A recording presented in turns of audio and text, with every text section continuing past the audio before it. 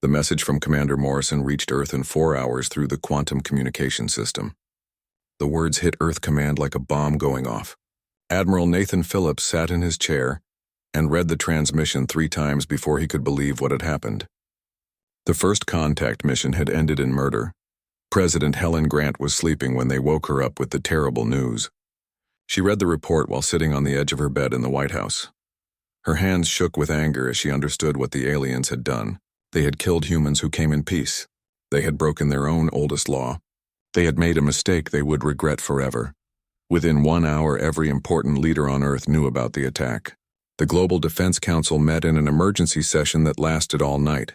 General Patricia Stone wanted to send the entire human fleet to attack the aliens immediately. She said humans could not let this crime go unpunished, or every alien race would think humans were weak.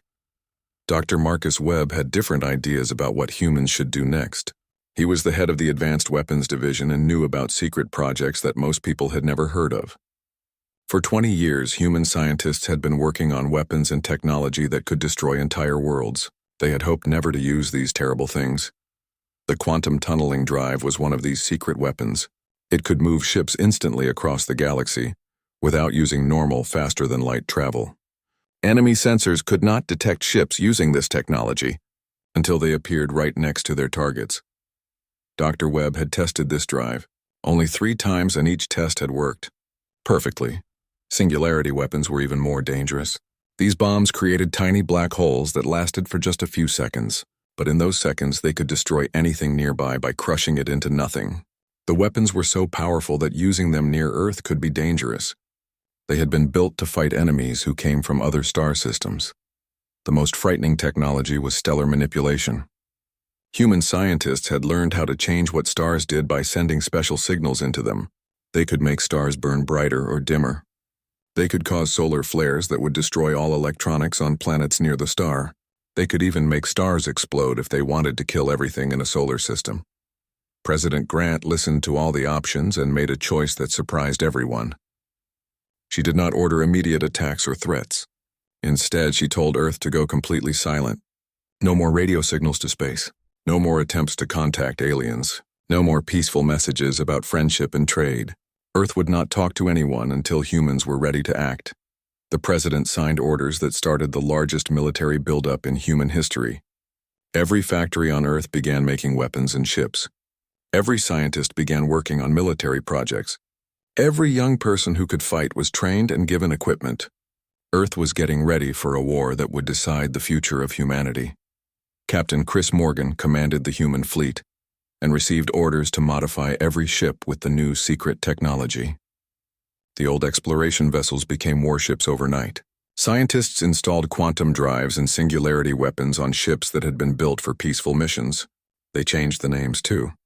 The Science Explorer became the Retribution. The Star Voyager became the Vengeance. Intelligence Officer Karen Stone worked with Dr. Peter Hayes to learn everything possible about the aliens who had killed the human delegation. They studied every piece of information Earth had about Zephyrian society and technology. They learned about Zephyrian military tactics and where their most important worlds were located. The Zephyrians had 17 major worlds and controlled 43 star systems. Their military was strong, but they relied on old-fashioned tactics. They built big ships with heavy armor and powerful weapons. They fought battles by lining up their fleets and shooting at each other until one side was destroyed. They had never fought enemies who could appear anywhere without warning. Dr. Hayes discovered something very important about Zephyrian biology. Their eyes could not see certain types of light that human eyes could see easily. This meant human ships could become invisible to Zephyrian sensors by using the right kind of coding.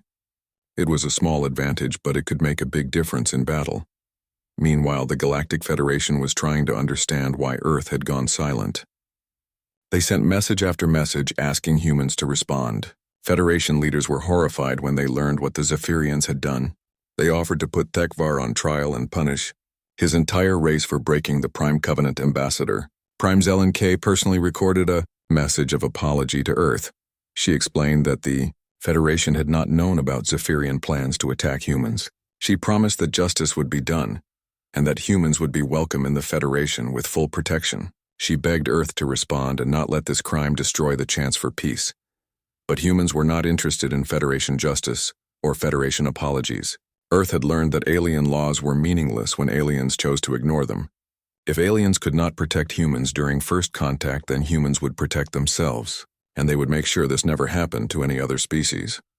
The galaxy began to worry about human silence. Some alien races had dealt with angry species before. Usually, these species would send threatening messages or make demands for payment.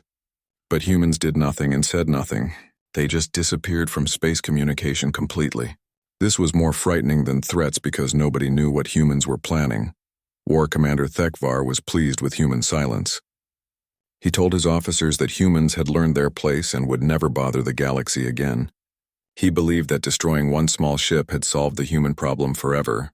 He even began planning new attacks on Federation worlds now that he did not have to worry about human interference. The Zephyrian leader made speeches about how his quick action had saved the galaxy from a dangerous new enemy. He said humans were cowards who ran away when faced with real military power. He promised his people that the Federation would soon fall, and the Zephyrians would rule all of space. But some older Zephyrians remembered stories about species that went silent before attacking. There were legends about races that said nothing while they prepared for war. These stories always ended the same way. The silent species would appear without warning and destroy their enemies completely. The old Zephyrians tried to warn Thekvar, but he would not listen. 6 months passed with no word from Earth. The galaxy began to forget about the human problem and went back to normal business. Trade ships moved between stars. Federation patrol vessels kept peace in civilized space. Diplomatic meetings discussed boring matters like mining rights and shipping routes. Then human ships appeared everywhere at once. They came out of quantum tunnels in 43 different star systems on the same day at the same time. The war for galactic justice had begun, and the Zephyrians would learn what happened when someone made humanity angry. Earth had been silent for 6 months, but now it was time for the galaxy to listen. The attack began at exactly noon Earth time across 43 different star systems. Human ships appeared out of nowhere using quantum tunnel technology that made normal space travel look like walking. Admiral Claire Brooks commanded the flagship Eternal Fury as it materialized inside the most protected Zephyrian system. Her orders were simple: show the aliens what happened when they broke the oldest law in the galaxy. Zephyrian sensors could not detect the human ships until they were already there. Defense stations designed to warn about incoming enemies were useless against technology that ignored normal space. General Korthnek sat in his command center watching displays that showed human vessels appearing inside formations that should have been impossible to reach. The first human attack was not what anyone expected. Instead of shooting weapons or dropping bombs, the human ships released something that looked like glowing dust.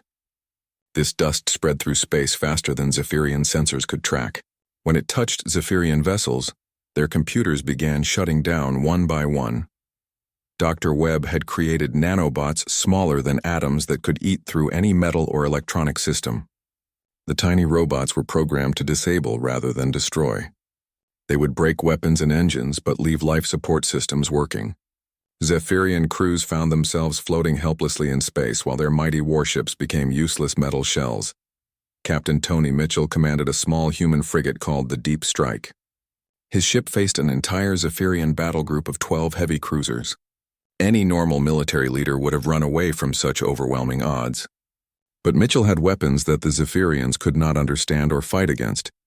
He fired a single torpedo that contained a tiny artificial black hole. The weapon created a gravity field so strong that it pulled 3 Zephyrian ships together and crushed them into a ball of twisted metal. The black hole lasted only 10 seconds before disappearing. But those 10 seconds showed every Zephyrian in the system that human technology was beyond their ability to resist. The Zephyrian military tried to fight back using tactics that had worked for thousands of years. They concentrated their fleets and used their biggest guns to shoot at human ships. But human vessels could disappear and reappear anywhere they wanted. They would attack from one direction, then vanish and attack from behind before the aliens could turn around. Commander Rachel Turner led the most dangerous mission of all. Her science vessel carried equipment designed to manipulate the Zephyrian home star. The technology required perfect timing and exact calculations. One mistake could kill everyone in the star system, including the billions of Zephyrian civilians who had nothing to do with the attack on humans. Rachel and her team spent 3 months calculating the precise frequencies needed to trigger a controlled solar flare. They had to make the star angry enough to destroy all electronics in the system, but not angry enough to burn up the planets. It was like performing surgery on something 1,000,000 times bigger than Earth. The science vessel approached the Zephyrian sun, while human warships kept enemy forces busy elsewhere in the system. Rachel activated the stellar manipulation device and sent carefully tuned signals into the star's core. For 20 minutes, nothing happened. Then the star began to change in ways that no Zephyrian had ever seen. Solar flares erupted from the star's surface and spread across the entire system. The electromagnetic pulses were so powerful that every electronic device on 7 planets stopped working at the same time. Lights went out. Communication systems failed. Transportation shut down. But nobody died because Rachel had done her calculations perfectly. War Commander Thekvar watched his empire collapse from his command bunker on the Zephyrian homeworld. His military could not fight enemies they could not predict or understand. His technology was thousands of years behind human science. His people were terrified of aliens who could control stars and create black holes. The most frightening thing about the human attacks was how precise they were. Human forces could have destroyed every Zephyrian world and killed every living alien in their space. Instead, they chose to disable rather than destroy. They left the aliens alive but helpless. The message was clear. Humans were showing mercy that the Zephyrians had not shown to Commander Morrison and his crew. Captain Danny Roberts commanded a team of human engineers who had a special mission. They were to enter disabled Zephyrian ships and study alien technology. But they were also doing something else. They were installing devices that would prevent Zephyrian technology from ever working properly again. The human engineers moved through Zephyrian vessels like ghosts. Their advanced equipment could cut through any lock or barrier the aliens had built. They copied every piece of information in Zephyrian computers. They learned about alien military plans and secret weapons. Most importantly, they learned about other alien races that might threaten humans in the future. While the engineers worked, Admiral Brooks received reports from human forces across Zephyrian space. Every major world was now under human control. Every military base had been captured or destroyed. Every government leader was either dead or hiding. The Zephyrian Council no longer existed as an organized fighting force. The speed of human victory shocked every observer in the galaxy. Species that had feared Zephyrian military power for centuries watched the aliens collapse in just 3 weeks. Galactic historians tried to find other examples of such complete and rapid conquest, but nothing in recorded history compared to what humans had accomplished. Federation observers sent detailed reports to their governments about human military capabilities. The humans had technology that could appear anywhere instantly. They had weapons that used the laws of physics as ammunition. They had computers that could calculate how to control stars. Most frightening of all, they had shown that they could use all this power with surgical precision. The Galactic Federation sent urgent messages to Earth begging for communication. They needed to understand what humans wanted and how far human expansion would go. Some Federation leaders feared that humans would not stop with the Zephyrians.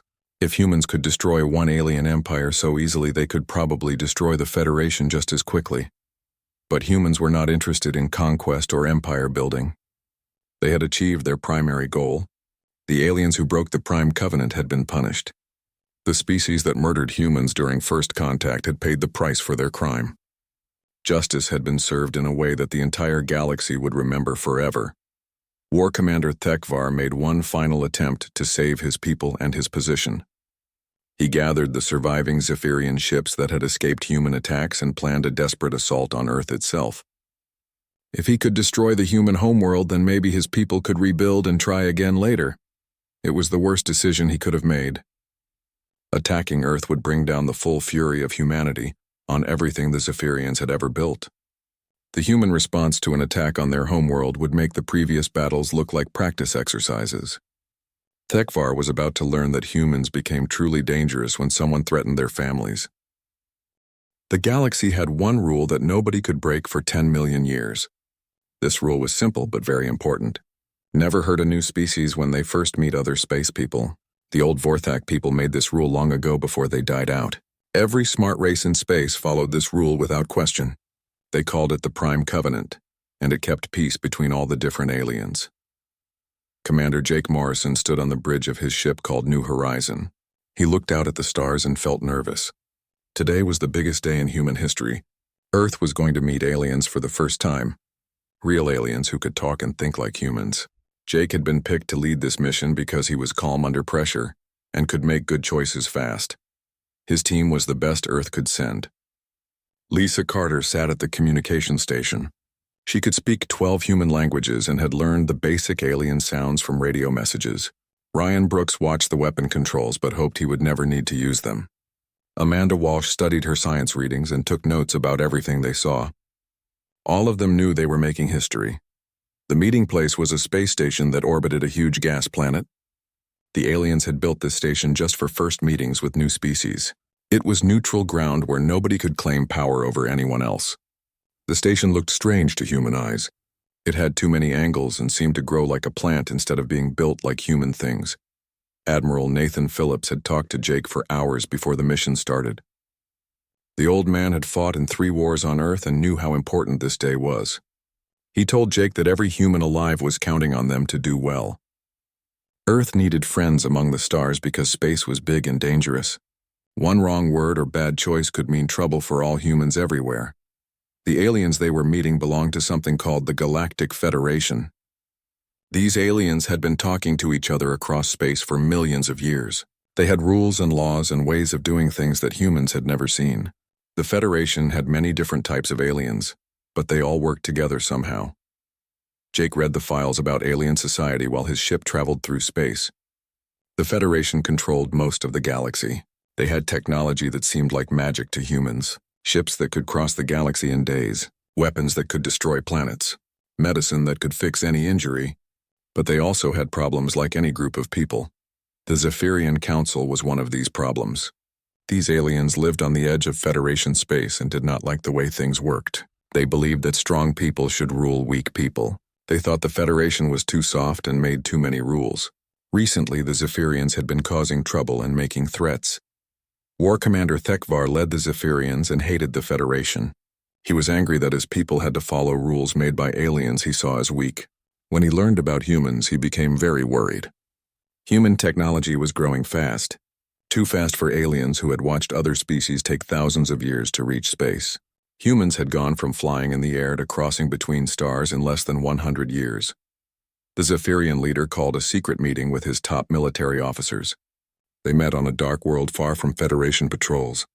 Thekvar showed them pictures of human cities and human ships.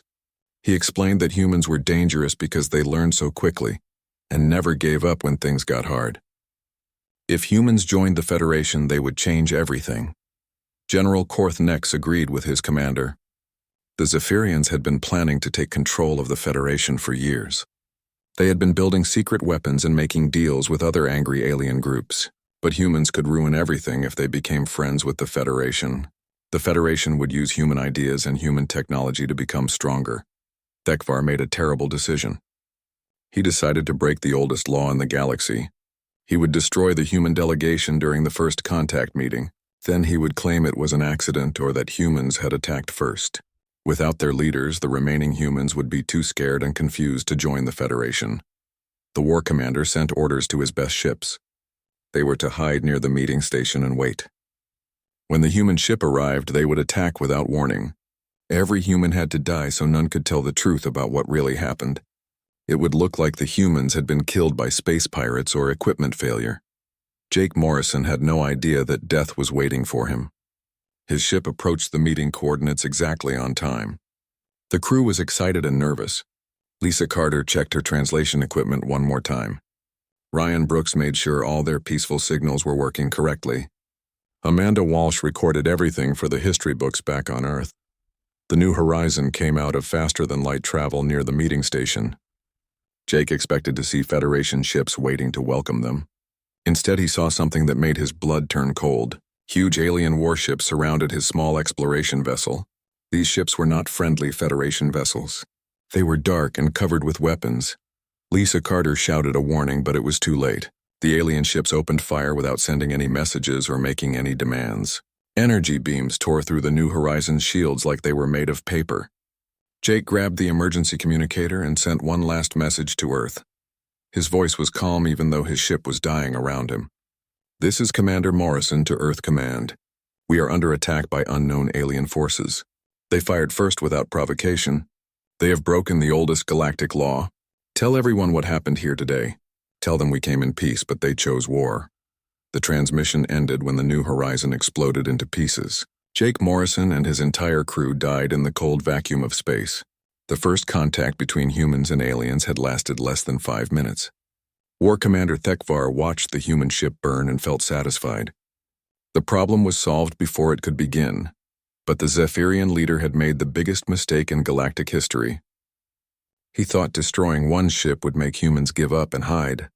He did not understand that humans never forgot when someone hurt them without reason. He had just started a war with the most dangerous species the galaxy had ever seen, and humans always finished what others started. War Commander Thekvar gathered every surviving Zephyrian ship for one final attack. He had lost everything else, so he decided to strike at Earth itself. Maybe destroying the human homeworld would end this war and save what remained of his people. He did not understand that attacking Earth was the one thing that would make humans truly angry. The Zephyrian fleet consisted of 47 ships that had escaped the initial human attacks. They were damaged and running low on supplies, but they still had enough firepower to destroy cities. Thekvar told his crews that this was their last chance to win the war. Either they would destroy Earth or die trying. General Laura Mitchell commanded Earth's defense systems and watched the alien ships approach through deep space sensors. She had been expecting this attack ever since the war started. Desperate enemies always tried to hurt their opponents where it would cause the most pain, but Earth was ready for visitors. 20 years earlier, human engineers had begun converting the moon into a massive weapon system. They hollowed out sections of the lunar interior and installed railgun systems that could launch projectiles at significant fractions of light speed.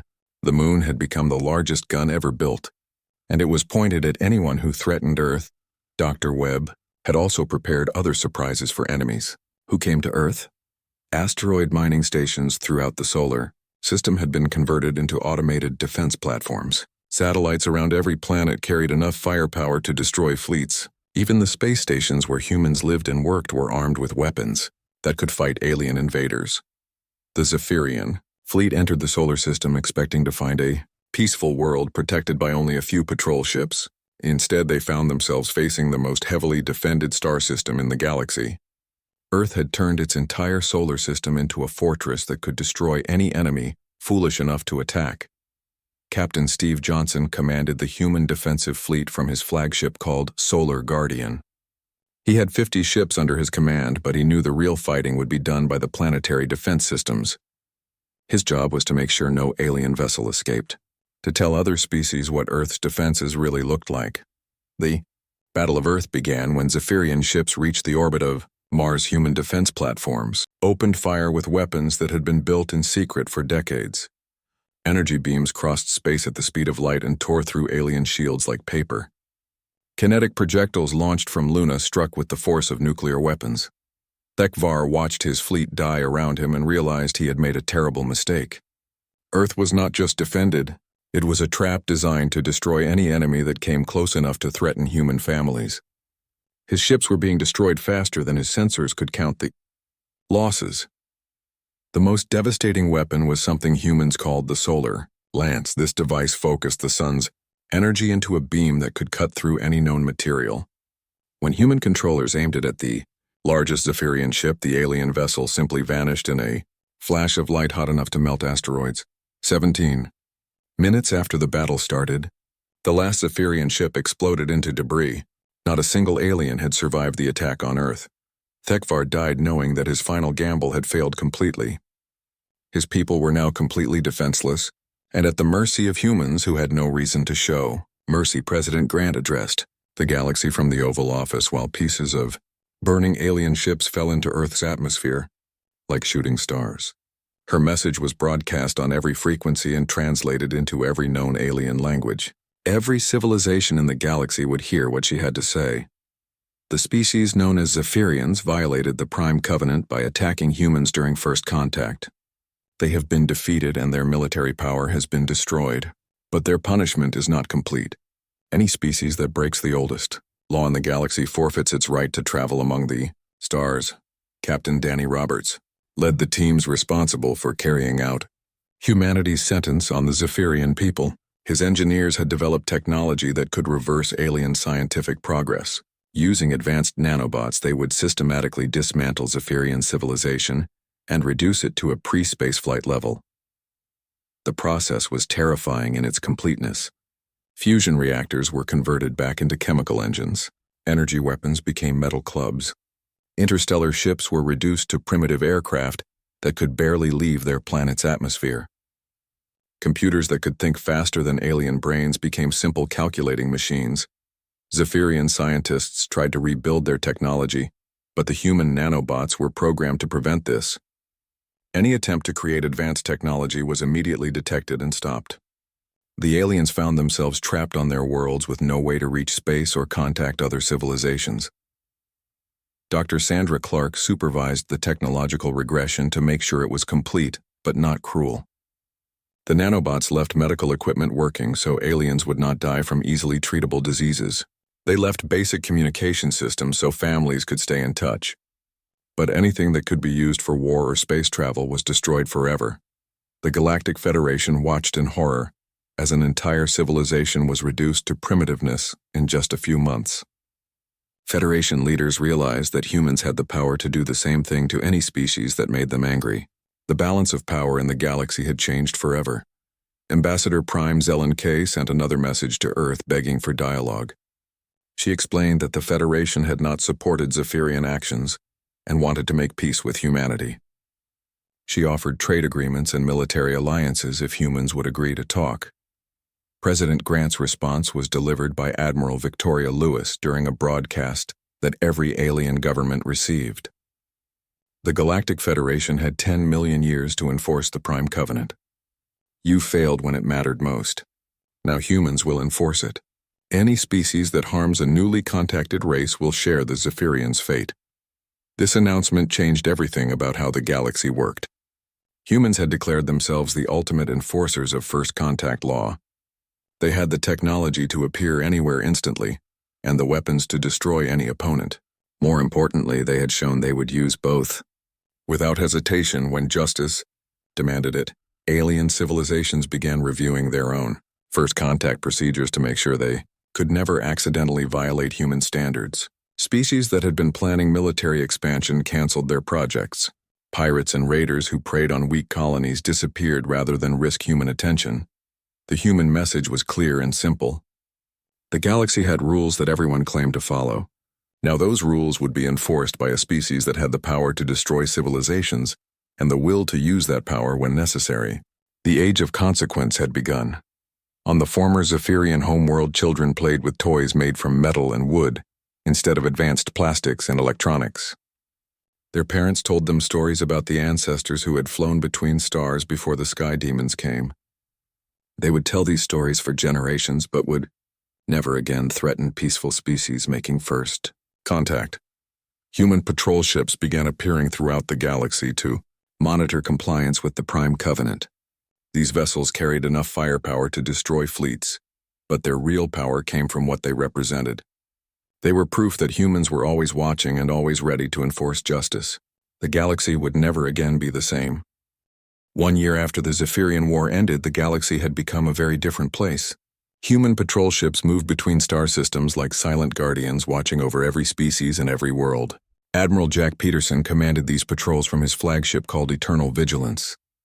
His orders were simple but absolute. Protect every species during first contact and punish anyone who violated this sacred law. The Galactic Federation still existed, but everyone understood who really controlled space now. Federation meetings were held under human observation. Federation laws were enforced by human technology. Federation justice was backed by human weapons that could destroy civilizations. Ambassador Catherine Stone worked to rebuild diplomatic relations, but every alien leader knew the truth about power. President Grant had established the Terran Accords, which became the new law for all species in the galaxy. These accords were simple enough for any civilization to understand. First contact would always be peaceful. New species would always be protected during integration. Anyone who broke these rules would face human justice.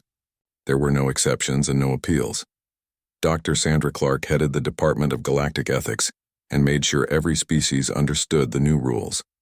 Her teams visited alien worlds to explain human expectations and to monitor compliance with first contact procedures. She also investigated reports of violence against newly discovered civilizations. Her work prevented dozens of potential violations. The technology gap between humans and other species had grown so large that resistance was impossible. Human ships could appear anywhere without warning. Human weapons could destroy planets or reduce entire civilizations to primitive conditions. Human sensors could detect hostile intentions before aliens even made specific plans. Fighting humans was not just futile, but completely incomprehensible.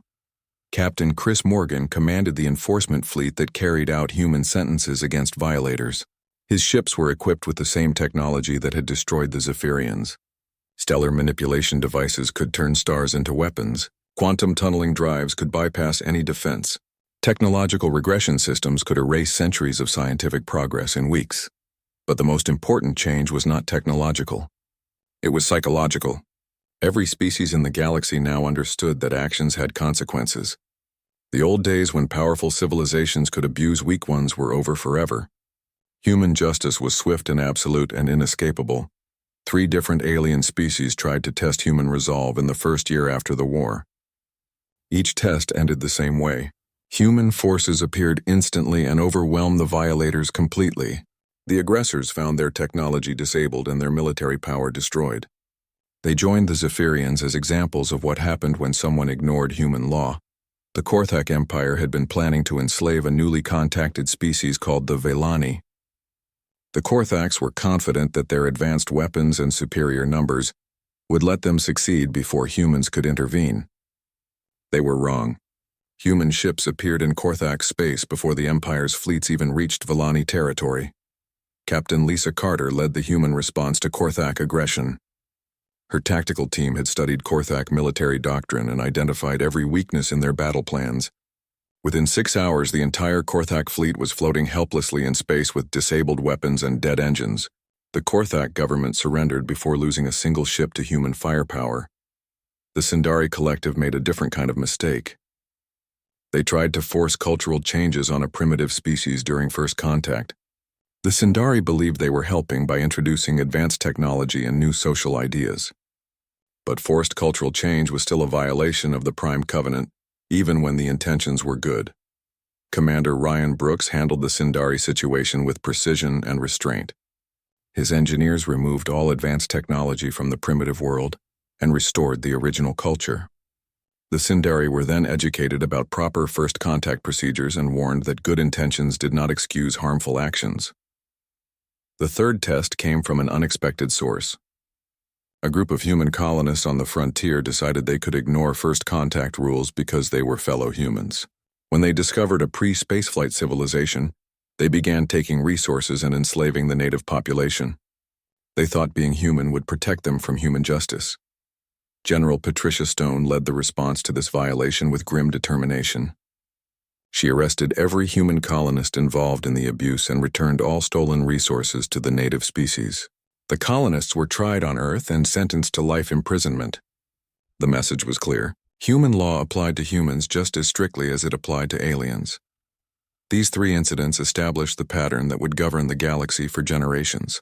Violations of first contact law were detected immediately by human monitoring systems. Human forces responded within hours regardless of distance or difficulty. Violators were defeated completely and then educated about proper behavior. Repeat offenders faced permanent technological regression like the Zephyrians. The fear of human justice changed alien behavior in ways nobody had expected. Species that had been enemies for thousands of years began cooperating to avoid any actions that might anger humans. Pirates and raiders found new careers because attacking peaceful ships was too dangerous. Military expansions were abandoned because conquest violated human principles. Ambassador Prime Zelen K finally received permission to visit Earth and meet with human leaders.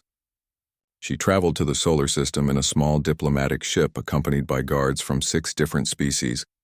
Every alien government wanted their representatives present when the Federation formally acknowledged human authority. President Grant met the alien delegation in the same room where she had ordered the Zephyrian War. She listened politely as Zelen K explained how grateful the galaxy was for human protection and guidance. She nodded when the ambassador offered Federation membership and full partnership in galactic governance. But the president's response surprised every alien in the room. Humans are not interested in ruling the galaxy or joining your government.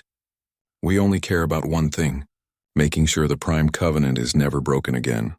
You can run your Federation however you want as long as you protect newly contacted species.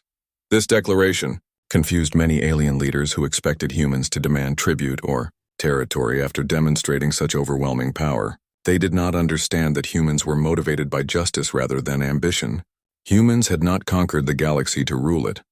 They had simply made themselves responsible for enforcing the most important law. Dr. Peter Hayes established monitoring stations throughout known space to detect first contact violations before they could cause harm. These stations were crewed by humans and volunteers from species that supported the new order. They used advanced sensors to identify newly contacted civilizations and watch for signs of abuse or exploitation. The monitoring network became the most important institution in the galaxy. It could detect hostile intentions across thousands of light years. It could coordinate responses to violations within minutes. Most importantly, it provided newly contacted species with immediate protection and support. During their integration into galactic society, Karen Stone created the First Contact Protection Service, which helped primitive species avoid the mistakes that could lead to exploitation. Her teams provided education about galactic society and technology transfer programs that allowed controlled advancement. Species that followed these programs could reach spaceflight safely without attracting predators. 10 years after the Zephyrian War, the galaxy celebrated the first decade without a single first contact violation. The anniversary was marked by ceremonies on thousands of worlds. Alien children learned about Commander Jake Morrison and the crew who died to establish this peace. Human patrol ships were welcomed wherever they traveled. On the former Zephyrian homeworld, archaeologists found ancient ruins that told a different story about their ancestors. Before becoming conquerors, the Zephyrians had once been peaceful explorers who helped newly contacted species. The technological regression had given them a chance to remember who they used to be before war, and ambition corrupted them. The galaxy had learned the most important lesson in its history. Justice without enforcement was merely a suggestion, but justice backed by overwhelming power could create lasting peace. Humans had become the conscience of the galaxy, enforced by the most terrifying military force the universe had ever seen. And in the depths of space, human patrol ships continued their eternal watch over every species and every world. They were proof that some laws were too important to break, and some principles were worth fighting for. The galaxy was finally safe for every newly contacted civilization, because humans had made it so.